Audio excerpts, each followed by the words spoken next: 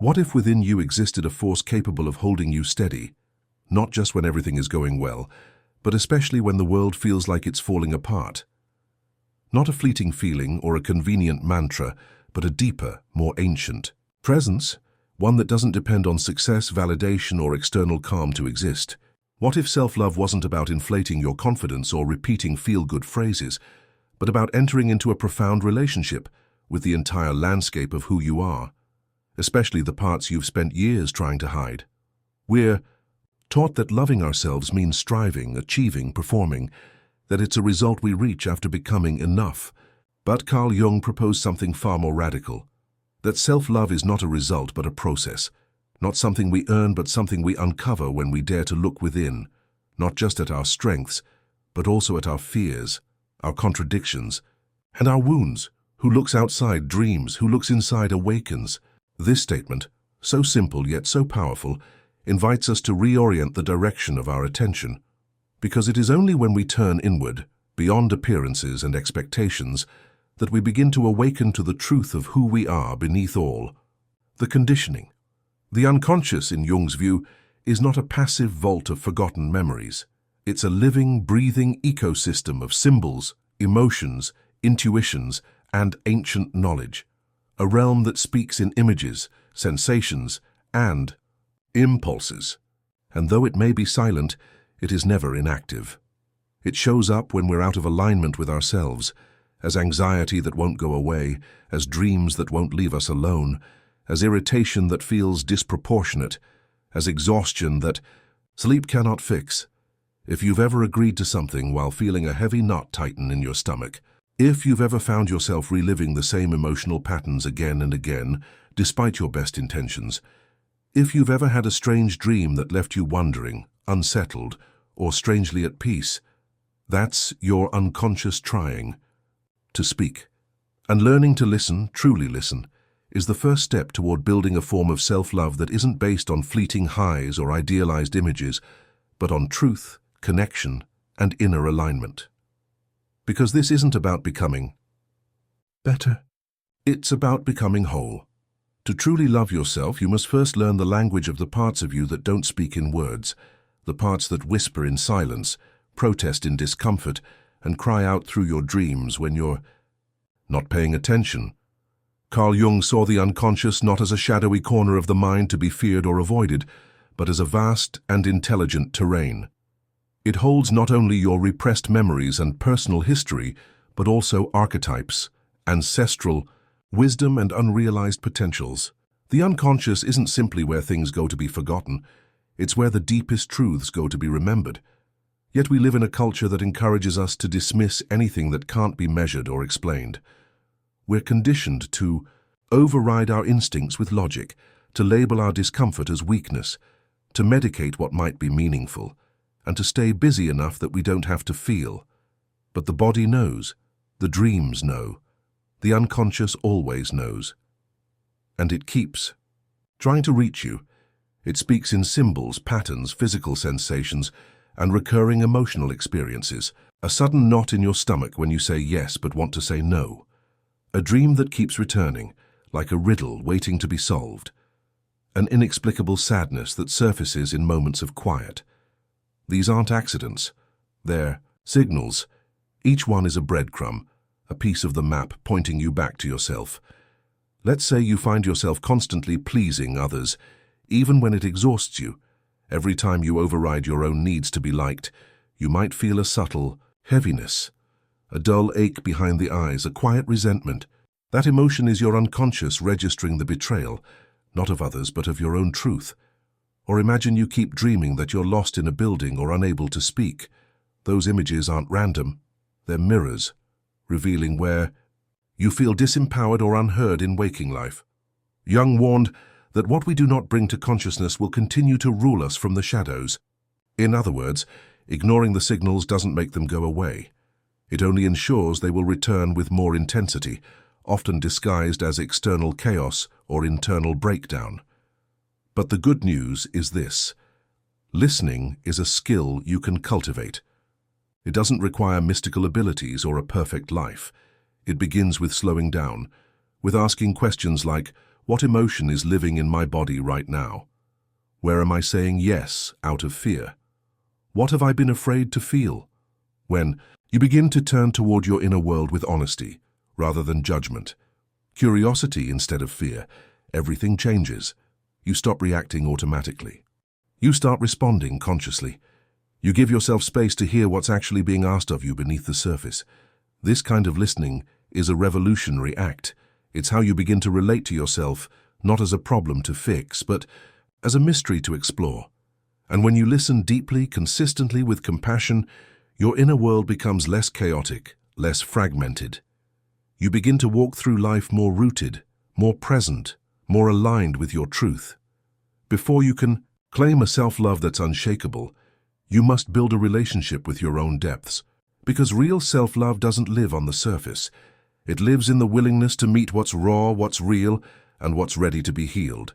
And that journey begins the moment you decide to listen, really listen, to the voice within. If self-love means learning to embrace all that we are, then we must eventually confront one of the hardest questions we can ask ourselves. What parts of me have I pushed away simply because they made me uncomfortable? Carl Jung called this the shadow, the hidden dimension of our personality composed of everything we've rejected, denied, or labeled as unacceptable. These aren't just the bad traits we're ashamed of, like jealousy, anger, or greed. They also include the parts of us that were never allowed to breathe. Our boldness, our intensity, our deepest desires, our unapologetic truth. Anything that threatens the mask we've been taught to wear often ends up buried in this inner exile. The shadow isn't dangerous because of what it contains, but because of what happens when we ignore it. It doesn't disappear, it festers. It slips into our decisions, contaminates our relationships, and hijacks our emotions, especially when we pretend it doesn't exist. Think about the last time you were triggered by someone. Maybe you labeled them as arrogant, dramatic, or manipulative. Now ask yourself, what part of you might envy their freedom? What part of you has been forced into silence, watching others express what you were never allowed to? This is how the shadow reveals itself. Not through logic, but through our emotional overreactions. Jung called it projection, the psychological act of seeing in others what we refuse to acknowledge in ourselves. And the stronger the reaction, the clearer the message. Let's say someone in your life is chronically late and unreliable, and it drives you absolutely crazy. It's not just about punctuality. It's about what it means to you. Maybe you grew up in an environment where being dependable was your only way to earn love. Their carelessness doesn't just irritate you, it threatens your entire strategy for survival. Or consider how hard it can be to receive compliments. When someone says you're talented or beautiful, do you tense up, deflect, laugh it off? That discomfort is a clue. Your shadow may be holding on to an outdated belief. If I let myself believe I'm good enough, I'll get lazy, or worse, I'll be rejected. So you push it away, even when it's what you've always longed to hear. Facing the shadow is painful, not because it confirms that we are broken, but because it reveals how much of ourselves we've left behind. It asks us to grieve the version of us that was taught to shrink, apologize, hide. But it also invites us into a new kind of freedom, the freedom of authenticity. Integrating your shadow doesn't mean acting on every dark impulse. It means creating enough inner space to hold these truths without letting them define you. It means you can feel jealousy without being ruled by it. You can acknowledge your hunger for validation without letting it drive your decisions. You can say this part of me exists and still choose who you want to be. There's immense power in owning your darkness, because once it's seen, it's no longer in control. You are. The light of awareness dissolves shame, and in that space, you discover that even your flaws carry wisdom. Anger might be guarding a boundary. Envy might point to an unlived dream. Fear might be the voice of a younger you who just wants to be safe. To build a love that's unbreakable, you must first stop hiding from yourself. This means creating a safe inner space where nothing is off limits. It means asking hard questions. Who am I when no one is watching? What parts of me do I judge the most? What do I secretly want, and why does that scare me? When you do this kind of work, your emotional triggers become teachers. Your judgments become mirrors. And your deepest pain becomes a doorway to integration. You begin to see that wholeness was never about perfection. It was about permission. Permission to be fully, unapologetically, completely you. Because when you stop running from your shadow, you stop abandoning yourself.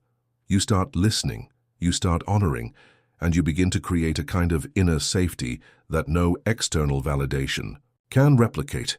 And that's the kind of love that no one and nothing can break. You cannot fill a cup that is already full. Carl Jung used this metaphor to express a truth we all encounter but rarely confront. We spend much of our lives clinging to what no longer nourishes us, outdated versions of ourselves, inherited expectations, relationships that deplete more than they give, and routines that once served a purpose but now only serve to distract us from the call to grow. And still, we hold on.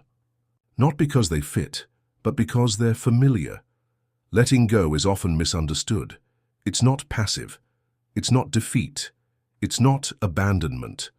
Letting go is an act of courage. It is a radical form of honesty that says, I am willing to stop pretending that this still works for me. It is the willingness to loosen our grip on who we thought we had to be in order to discover who we really are. Jung believed that the process of individuation, of becoming a whole and integrated, demands this shedding. It requires us to pour out what no longer belongs so that we can finally receive what does. And that's what makes this so difficult. Letting go forces us to trust a future we cannot yet see. Often we stay too long in places we've outgrown, not because we don't know better, but because doing what's familiar feels safer than stepping into the unknown. We tell ourselves we need more time. We say, it's not that bad. We wait for the pain to become unbearable before we act. But your soul doesn't thrive in survival mode, it thrives in alignment. So how do you begin to let go of what no longer feels true? Start with presence. Begin by noticing. Where in your life do you feel resistance, exhaustion, or a quiet dread? Where do you feel like you're constantly performing, adjusting, or shrinking? Your body knows, your emotions know. The discomfort is information, not something to be numbed, but something to be honored. Use your journal to list what you've been carrying. Not just physical tasks or obligations, but identities, roles, personas. Say them aloud. Then ask yourself, who would I be without this? What part of me have I been silencing in order to maintain this role? Letting go also means interrupting automatic responses. Before you say yes, pause. Before you rush to fill silence, listen. Before you accept another responsibility, ask yourself if it's aligned with your truth or simply your habit of over-functioning. You can also practice releasing through symbolic acts. Deleting old photos, clearing out your inbox, spending time in stillness. These aren't just tasks. They're rituals that speak directly to your unconscious. They signal that you are making space, that you are choosing to trust what comes next. And yes, the space that remains afterward can feel terrifying. When we let go of a relationship, a routine, or an identity, we confront a silence we've been avoiding. But that silence is not empty. It's full of potential. It's where creativity returns, where your inner voice becomes louder, where your intuition has room to speak. The truth is, we often don't need to do more. We need to carry less. Because you are not overwhelmed by life itself. You are overwhelmed by the weight of pretending, of performing, of holding on to what you were never meant to carry forever. Letting go, then, is not a loss. It is a sacred return, a remembering of what your soul already knows, that your worth is not dependent on how much you hold, but on how honestly you live. And when the cup is finally emptied, what enters it is no longer noise or expectation, but truth, freedom, and peace. At the heart of Carl Jung's psychology lies a concept that is both poetic and profoundly challenging: individuation. It is the process of becoming who you truly are, not a better version, not a shinier one, but a complete one. It doesn't require you to change into something new. Instead, it asks you to strip away everything that is not essentially you. Individuation is not a self-help goal or a spiritual upgrade. It is the courageous journey of making the unconscious conscious, of learning to live in alignment with your soul rather than your survival mechanisms. It invites you to stop chasing perfection and start reclaiming your wholeness. The integration of all your parts, even the ones you've buried or labeled as unworthy. This journey often begins not in triumph, but in collapse. Maybe you reach a point where everything that used to make sense suddenly doesn't. A relationship ends, a dream falls apart. The old strategies, the people-pleasing, the overachieving, the numbing, stop working. And in that unraveling, something quiet begins to emerge. A question, a longing, a faint whisper that says, there has to be more. Jung called these moments calls from the self, signals that it's time to stop living from the outside, in, and start listening to the deeper truths within you. To individuate is to meet yourself honestly, to look at the masks you wear, the roles you've performed, the versions of yourself you crafted to survive, and ask, is this who I truly am, or who I had to become? It's a process of both letting go and calling back. You let go of what's false and call back what was forgotten, the tenderness, the wildness, the stillness, the truth. And as you begin to live in greater alignment with that inner truth, something remarkable happens. Life begins to mirror that shift. You experience what Jung called synchronicity, meaningful coincidences that feel like the universe is winking at you. They're not random. They're reminders that when you step into your true self, the world meets you there. Maybe you release a job that's been draining your spirit, and an unexpected opportunity appears. Not because you forced it, but because space was made. Or maybe you finally walk away from a relationship that kept you small, and then meet someone who sees you clearly for the first time. These aren't just nice surprises. They're echoes of your inner alignment. Still, individuation is not a straight line. It's more like a spiral staircase. You will revisit old wounds from new angles. You'll make progress and feel like you're going backwards. But with each turn of the spiral, you gain more awareness, more resilience, more presence. You stop identifying with the chaos and start identifying with the one who can hold it. This path is not always gentle. It asks you to face discomfort, to take responsibility, to choose truth over image. But it also gives you something rare, a sense of home within yourself. That steadiness that doesn't depend on approval, performance, or perfection. Individuation requires a deep kind of self-love, not the surface-level kind that insists on always being happy or confident, but the kind that stays with you when you're grieving, confused, or lost. The kind that doesn't say, I'll love you when you improve, but says, I'm with you exactly as you are. This is the self-love that becomes unbreakable, not because it protects you from pain, but because it roots you in truth. And when you live from that place, you become someone who can hold both light and shadow without needing to deny either. You begin to ask new questions. Does this nourish my soul? Am I living from fear or from freedom? Am I following truth or avoiding discomfort? These questions don't make life easier, but they make it real, and that's the quiet revolution. You stop performing and start living. You build a life that reflects your essence, not your programming. You become someone whose presence is an invitation, not because you're perfect, but because you're real. Individuation is not about arriving at some final, enlightened version of yourself. It's about returning again and again to the place within you that's always been whole. The place beneath the noise, beneath the masks, beneath the fear, where your soul has been waiting all along.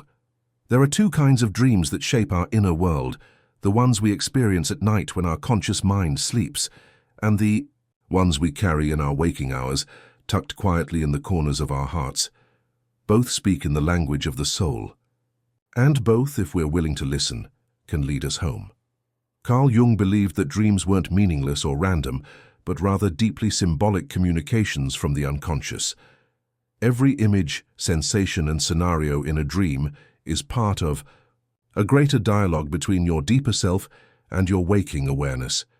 Dreams reveal what words cannot say. They surface what we've avoided, hint at what we've forgotten, and whisper truths we've been too afraid to speak aloud. You might dream of running but never arriving, of climbing stairs that never end, of speaking with someone who has passed on. Each dream is layered with metaphor. The house you keep returning to may represent your psyche. The child you're protecting may be a symbol of your own inner innocence. the darkness you're fleeing could be a shadow you've yet to embrace. Jung taught that every dream element, even the scary, confusing, or absurd, is a mirror reflecting part of the self. And to ignore these reflections is to turn your back on a part of your truth. Dreams aren't just curious phenomena. They're guidance systems. Recurring dreams often highlight unresolved inner dynamics. Nightmares don't punish when they alert. And the most peaceful dreams, they're often glimpses of the self, showing you who you are when you're no longer hiding. The first step to honoring your dreams is simply to notice. Keep a dream journal. Write down even fragments, symbols, or feelings. Don't try to solve them. Receive them. Let the images sit with you. Over time, you'll begin to see the wisdom they offer. But there's another kind of dream that is just as sacred, the dreams you carry for your life, the ones you used to talk about, the ones you whispered to yourself before the world told you to settle. The visions that once sparked something real in you, before logic and fear convinced you they were too much. Self-love means honoring those dreams too, because they are not random desires, they are soul directives. And ignoring them doesn't just keep you safe, it keeps you small. Ask yourself gently, what dream did I bury to be responsible? What desire have I silenced in order to belong? And deeper still, what would it mean to give myself permission to want again? Your dreams, both nocturnal and waking, are messages from your essence. They're not always easy to follow. They might disrupt comfort. They might ask for change, but they will never lead you anywhere that your soul doesn't belong. And sometimes, taking even a small step toward a dream, signing up for a class, admitting a truth, carving out time to create, reignites a part of you that had gone numb. You don't need to leap into the unknown all at once. You just need to move in its direction with honesty. Because the real tragedy isn't failure, it's disconnection from yourself, from your vision, from the possibility that life could be more than survival, that it could be aligned, alive, meaningful. So write your dreams, name them, nourish them, let them shape you. To follow a dream is not indulgence, it is devotion. And every time you listen, you're telling yourself, I'm worth the life that's trying to find me. What does unbreakable self-love actually look like? It's not loud. It's not attention-seeking. It doesn't always sparkle or shine. More often than not, unbreakable self-love is quiet and steady, a flame that doesn't flicker in the wind. It's found in the way you speak to yourself when no one is listening, in the way you stay present with your pain instead of abandoning. In the moments when everything feels uncertain and you still choose to hold your own hand, it's when you say no without guilt, when you rest without explaining, when you stop chasing people who never really saw you and begin creating space for those who do. It's in the small sacred decisions that no one else notices, but that rewire your sense of worth. Unbreakable self-love doesn't mean you always feel confident or healed. It means that even on your worst days, you don't turn against yourself. You don't let the voice of shame be the loudest one in the room. You feel the fear, the doubt, the sadness, and instead of running, you stay. You breathe. You listen.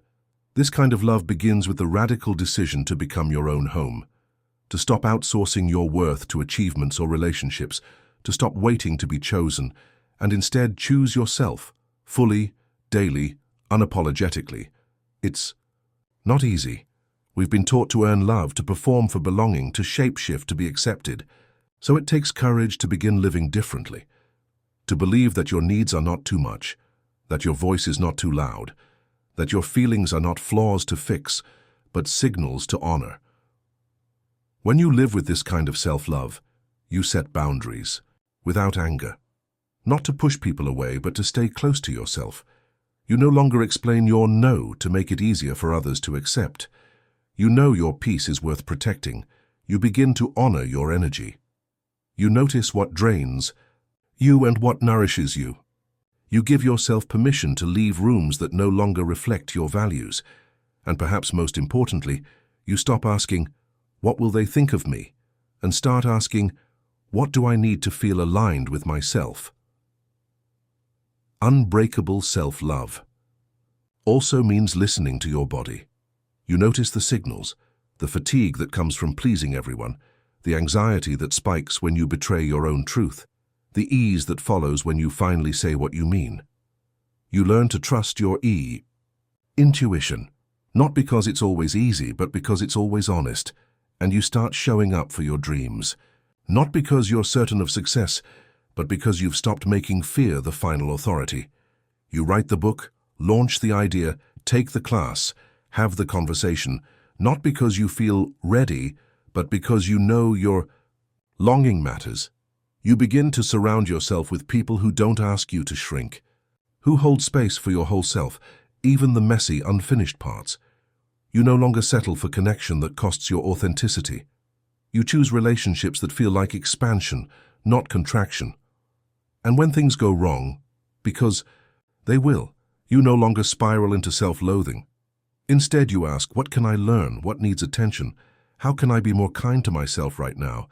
You start responding to your pain not with punishment, but with presence. This isn't perfection. It's practice. It's a devotion to returning to yourself again and again. Some days, this looks like deep introspection. Other days, it looks like doing the dishes with presence. Every act of care becomes a quiet declaration, I am worth showing up for. Here are some tools to keep this foundation strong. Radical journaling. Write as if no one will ever read it. Say the things that scare you. Let truth pour out. Intentional breathwork. 3 deep, conscious breaths in moments of overwhelm can reconnect you to your body. Checking in daily. Ask yourself, what am I feeling right now and what do I need? Even if it's just 5 seconds. Mirror work. Look into your own eyes each morning and say, I choose you. It might feel silly at first, do it anyway. Emotional observation. Watch your reactions like clouds passing through the sky. Label them, honor them, let them move. Unbreakable self-love is not a final state, it's a relationship, it's a choice, and it's a practice that deepens over time, not because you never fall, but because you keep choosing to rise, with tenderness, with truth, and with a fierce commitment to never leaving yourself behind again. This is what it means to walk through life as your own anchor, your own ally, your own home. You don't need to become someone else to be worthy of love. You just need to remember who you were before the world told you who to be. This entire journey, through the unconscious, the shadow, the dreams, the letting go, the remembering, has never been about self-improvement in the way we're taught. It's not about fixing what's broken or polishing what's rough. It's about rediscovering what was always true. It's about peeling back the layers that were never really yours, and underneath them, finding your essence, quiet, unshakable. Whole Carl Jung reminded us that the goal of life isn't perfection, it's wholeness. Wholeness doesn't mean you've figured it all out. It means you've stopped running from yourself. You've chosen to befriend your contradictions. You've given yourself permission to be both a masterpiece and a work in progress at the same time. Real self-love isn't always beautiful. Sometimes it looks like crying in the shower. Sometimes it looks like saying no to people you used to bend for. Sometimes it means being misunderstood, walking away, or choosing yourself even when it hurts. But here's the thing. That's not weakness. That's power. That's clarity. That's you aligning with something deeper than fear. Something older than approval. Self-love is not a luxury. It's a lifeline. It's the voice that says, I see you even in the mess, and I will not leave you here. It's the anchor that holds when the waves come. It's the gentle hand that reaches back to your younger self and says, you didn't deserve to be abandoned. I'm here now, so don't wait to be ready. Don't wait to be perfect. Don't wait for permission. Begin now. Begin by being honest. Begin by sitting still long enough to hear your soul speak. Begin by trusting that nothing real within you can ever be lost. And above all, let's remember this. You don't need to search outside for what has always lived inside. You are already enough.